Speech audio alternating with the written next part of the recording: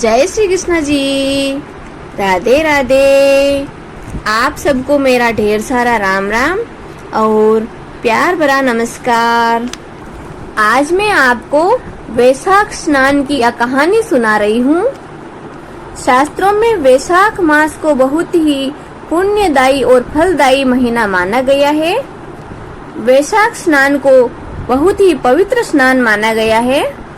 वैशाख के महीने में सुबह जल्दी उठकर स्नान, ध्यान, पूजा अर्चना करने से गंगा जी में स्नान करने के बराबर पुण्य प्राप्त होता है। तो हम सुनते हैं पवित्र वैशाख स्नान की कहानी। बोले श्री विष्णु भगवान की जय।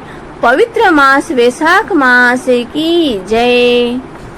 एक पति पत्नी थे, लकड़ी का गट्ठर बेचकर पेट भरते थे।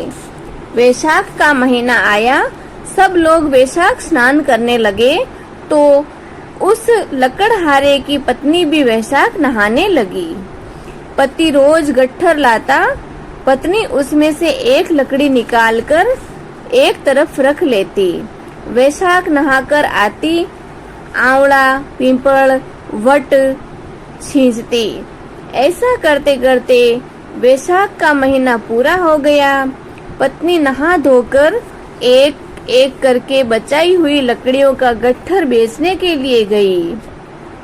दिन भर इधर उधर भटकते भटकते कहीं भी लकड़ियां नहीं बिकी तो उसने अपने भगवान को याद किया, भगवान का नाम लिया। भगवान उस पर बहुत अधिक प्रसन्न हुए। उसकी लकड़ियां चंदन की हो गई। राजा के महल के बाहर से वो गुजरने लगी तो राजा को चंदन की खुशबू आई। राजा ने पूछवाया कि अपने महल के आसपास चंदन की खुशबू कहाँ से आ रही है।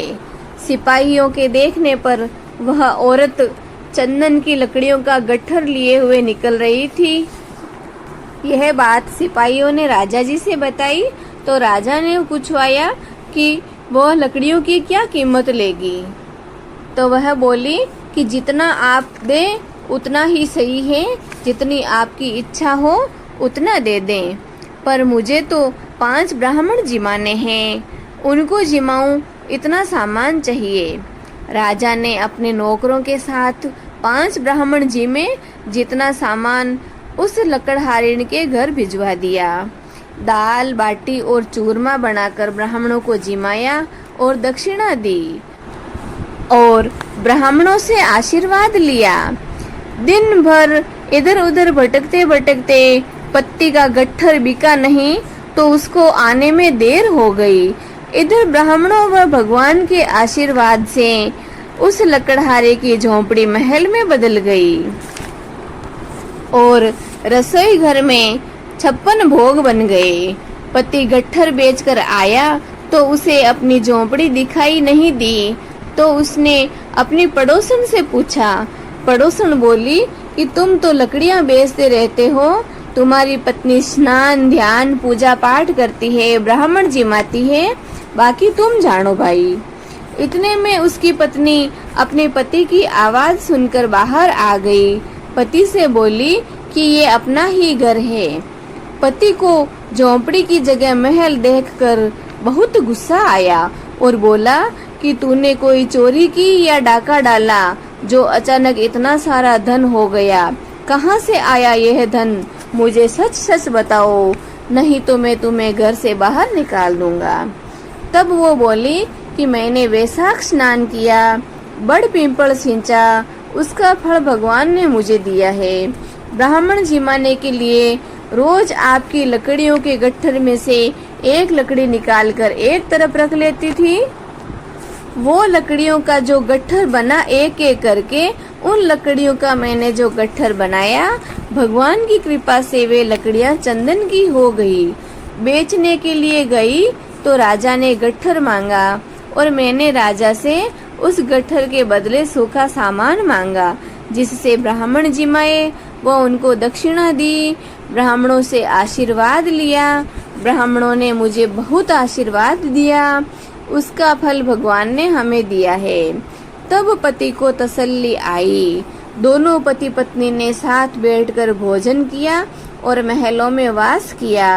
पति ने अपनी पत्नी से कहा कि अरे भाग्यवान, वैशाख स्नान करने से इतना फल होता है क्या? मुझे तो पता ही नहीं था। और ब्राह्मणों को भोजन करवाने से इतना आशीर्वाद मिलता है क्या? मुझे तो आज पता चला। अब अगली बार जब वैशाख का महीना आएगा तो हम दोनों साथ साथ यानी कि जोड़े से वैशाख स्नान करेंगे। हे भगवान, जैसे उन पति पत्नी के भंडार भरे वैसे सभी के भरना।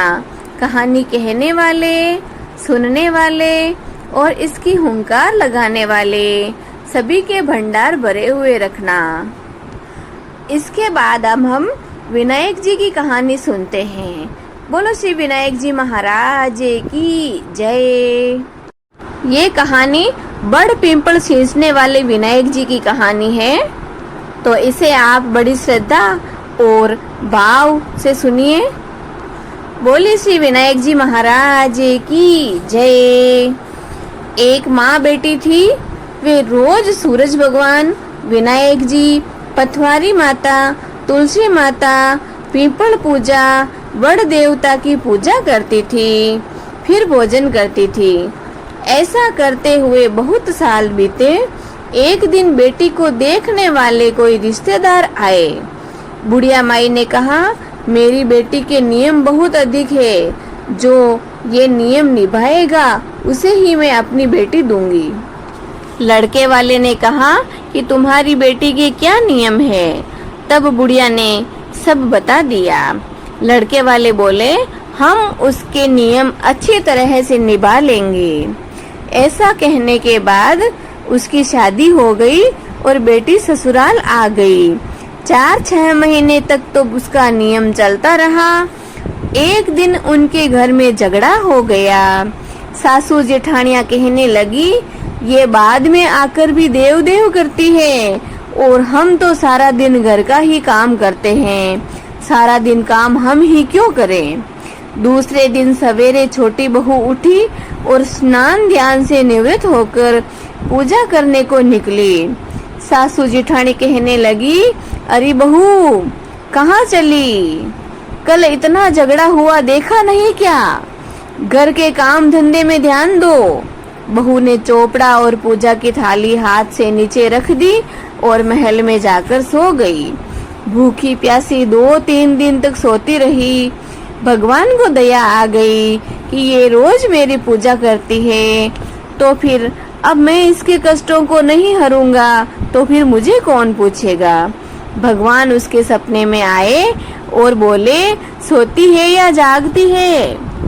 वह बोली, ना तो सोती हूँ और ना ही जागती हूँ, चिंता में हूँ। भगवान बोले, तेरी चिंता मिट जाएगी। उठती क्यों नहीं?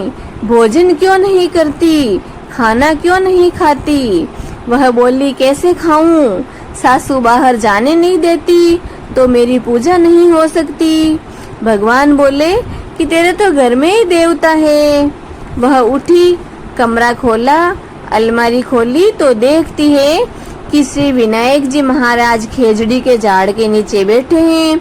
पथवारी माता दही दूध में हिंडोले ले रही है। 7 घोड़े के रथ पर सूरज भगवान चमक रहे हैं। तुलसी माता हरी भरी है। पीपल माता, वड़ देवता, पथवारी माता सारे देवता हैं। वो नीचे गई, जल का कलश व पूजा का थाल लेकर आई, पूजा करी, कहानी कही। कहानी का हुंकारा भगवान ने दिया और नीचे आकर जीमने के लिए बैठी। देवरानी जेठानी को तो बस मौका चाहिए। वे ताना देने लगी, कहने लगी कि रूठी रानी कौन मनावे, टुक टुक करती अपने आप ही आवे। रूठी रानी कौन मनावे, टुक टुक करती अपने आप ही आवे। कहाँ गए तेरे नियम धर्म? कहाँ गए तेरे भगवान? अब क्यों भोजन कर रही है? क्यों खाना खा रही है? 3 दिन तक तो तूने खूब नाटक किया था, लेकिन अब भूखी नहीं रह सकती तो रोटी तो खानी ही पड़ेगी। बहू बोली, सब कुछ किया है मैंने। तो देवरानी जेठानी बोली कि हमें विश्वास नहीं है क्या किया है, हमें बताओ। तो बहू बोली कि आप सब चलो, मैं आपको भी बताती हूँ। आगे आगे बहू, पीछे पीछे परिवार के सब जने चले।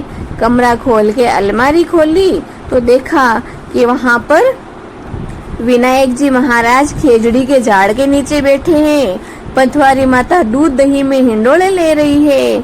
7 घोड़े के रथ पर सूरज भगवान चमक रहे हैं। तुलसी माता हरी भरी है। पिंपल माता, बड़ देवता, सारे 33 करोड़ देवी देवता विराजमान है।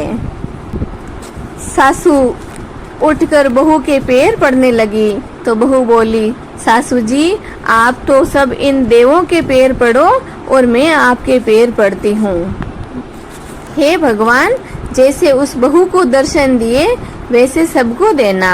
कहानी कहने वाले, सुनने वाले और हुंकार लगाने वाले सभी पर अपनी कृपा बनाए रखना। बोले श्री विनायक जी महाराज की जय। बोली पिंपल माता, पंथवारी माता, वड़ देवता की जय। तुलसी माता की जय। जय श्री कृष्णा जी। राधे राधे।